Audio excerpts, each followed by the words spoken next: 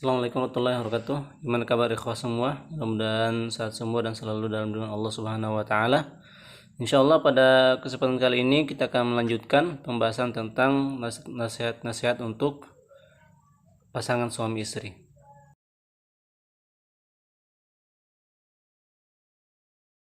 Sekarang kita masuk ke nasihat yang ke-6.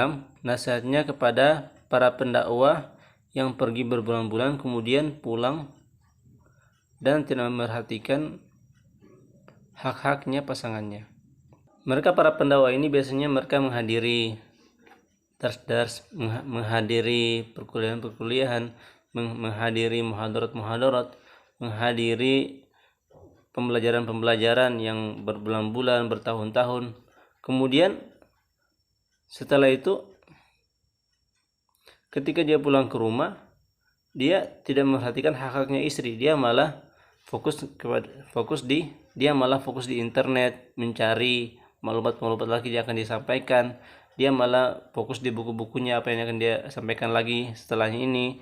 Dia malah fokus untuk menulis dan tidak memperhatikan hak-haknya istri.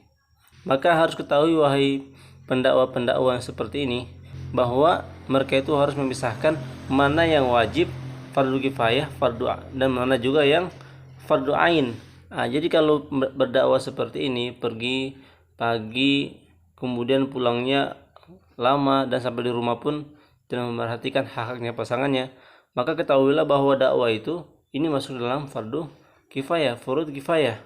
Tapi untuk haknya pasangan kita, haknya istri kita, haknya pasangan kita, haknya suami, maka ini menjadi fardu ain bagi pasangan kita. Maka jangan sampai kita fokus kepada fardu kifayah, sementara fardu ain yang harus kita selesaikan sendiri itu kita tidak selesaikan.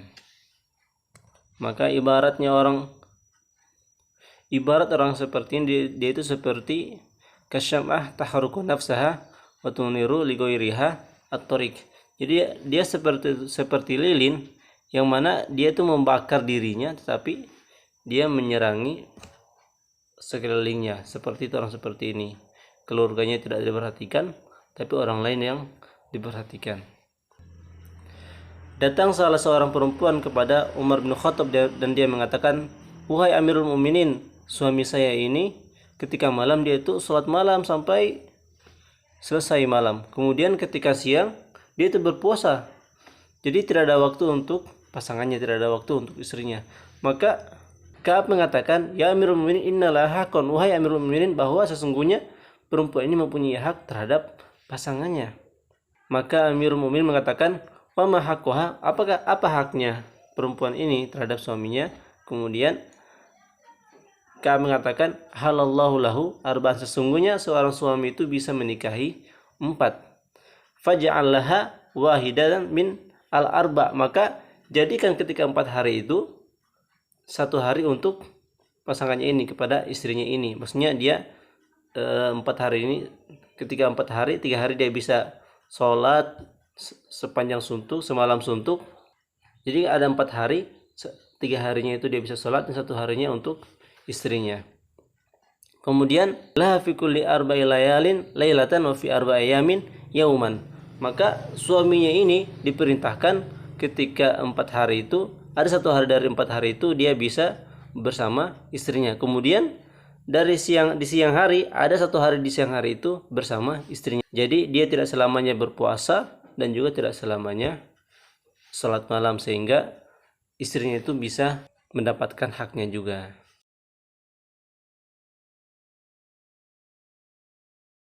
Kemudian nasihat yang ke-7 pada orang yang syarsul akhlak. Syarsul akhlak ini ialah yang mana dia itu kepada pasangannya dia itu suka marah, suka bentak-bentak, namun kepada orang lain dia itu malah sangat prihatin, sangat sayang kepada orang lain. Kalau ada yang datang disambut, dia kepada pasangannya tidak akur, kepada pasangannya tidak ramah, namun kepada orang lain dia itu ramah. Ini namanya syarsul akhlak.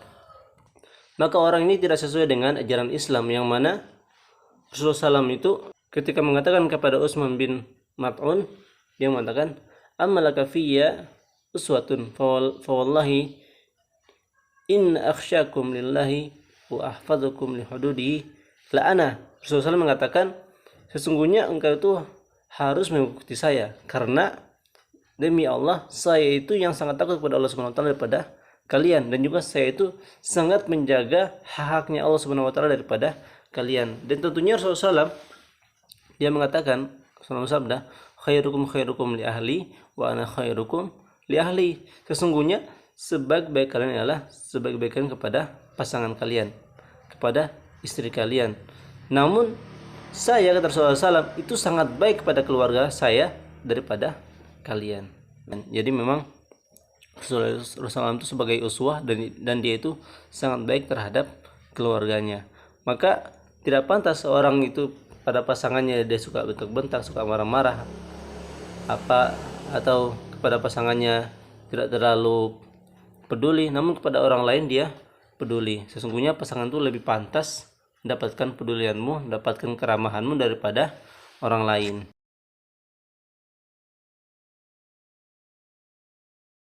Kemudian nasihat setelahnya ialah kepada alladzi yunazzilun nusus fi ghairi mawadi'iha, yang mana beliau orang-orang ini berdalil terhadap Al-Qur'an, berdalil tentang Al-Qur'an dan juga sunnah kepada kewajiban istri, namun bukan pada tepatnya. Berdalil dengan Al-Qur'an dan sunnah kepada kewajiban pasangan suami atau istri, namun bukan pada tepatnya. Contohnya, dia berdalil dengan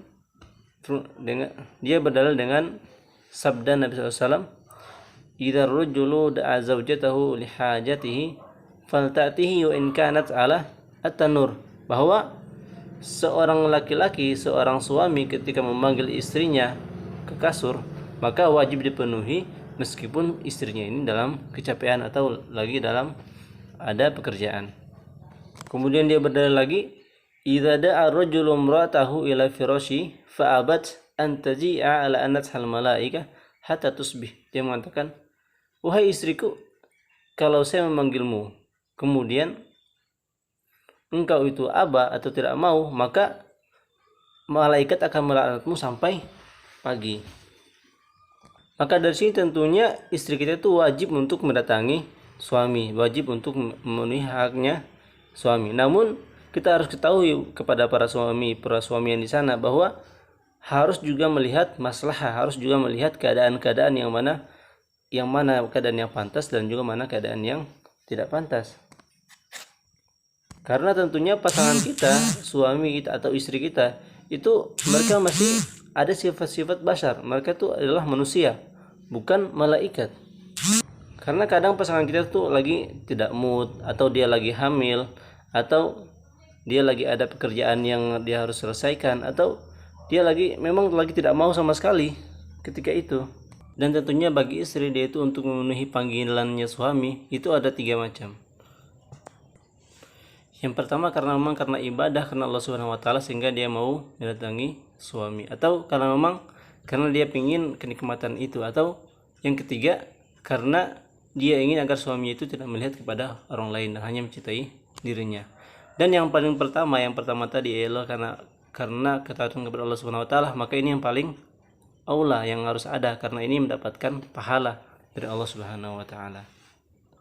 Karena kalau niatnya ibadah, pasti insya Allah kenikmatan dan juga karena kecintaan suami itu pasti akan datang.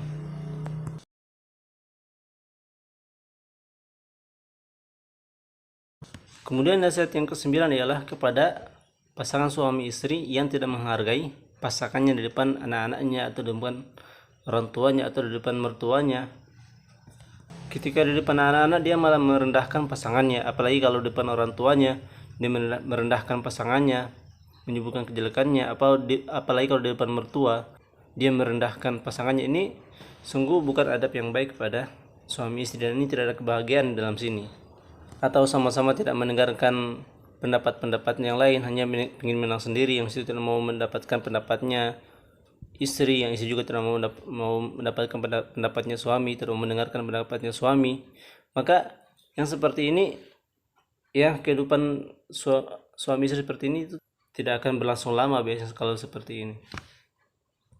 Setidaknya itu masing-masing pasangan itu saling menghargai pasangan istri, menghargai suami, suami juga menghargai istri. Istri mendengarkan pendapatnya suami, suami juga mendengarkan pendapatnya istri. Ketika di depan anak-anaknya jangan sampai direndahkan, apalagi kalau di depan orang tua.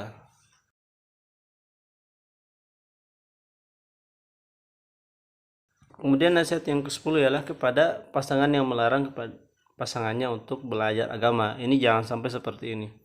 Karena biasanya ada pasangan itu yang ketika pasangannya ingin belajar agama, dia itu tidak mau. Namun ketika pasangannya ingin belajar komputer, ingin belajar bahasa Inggris, itu langsung diberikan. Jangan sampai seperti ini. Karena agama itu yang harus diutamakan. Fasfar bizatidin taribat yada. Kalau kamu tidak memilih agama, maka kamu tidak akan untung. Kalau pilih agama, insya Allah akan untung. Karena itu, kalau ada pasangan kita yang ingin belajar agama, persilahkan. Ini lebih utama daripada pelajaran-pelajaran yang seperti komputer, bahasa Inggris, dan lain-lain. Karena itu, permudah pasangan kita kalau ingin belajar agama.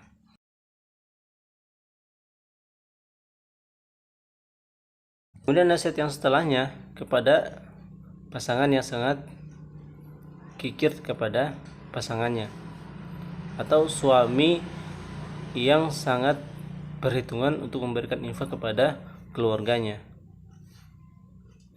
Ini bertentangan dengan firman Allah Subhanahu wa taala, yang mana Allah Subhanahu wa taala berfirman, "Wa may yuqashuha nafsihi fa ulaika humul muflihun." Dan siapa yang menahan dirinya dari kikir, maka mereka itu ialah orang-orang yang beruntung. Kemudian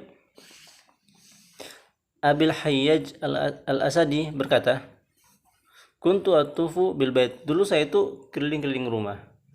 Faraitu rajulan yaqul, maka saya melihat ada seorang yang mengatakan, "Allahumma kinni syuhha nafsi." Ya Allah, jagalah saya dari kekikiran.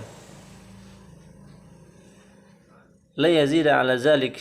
Kemudian dia tidak menambah perkataan itu, dia hanya mengatakan, "Ya Allah, jagalah diri saya dari kekikiran." Faqultu lahu, maka saya mengatakan kepadanya, faqala inni idza uqiyat syuhha nafsi lam asrik.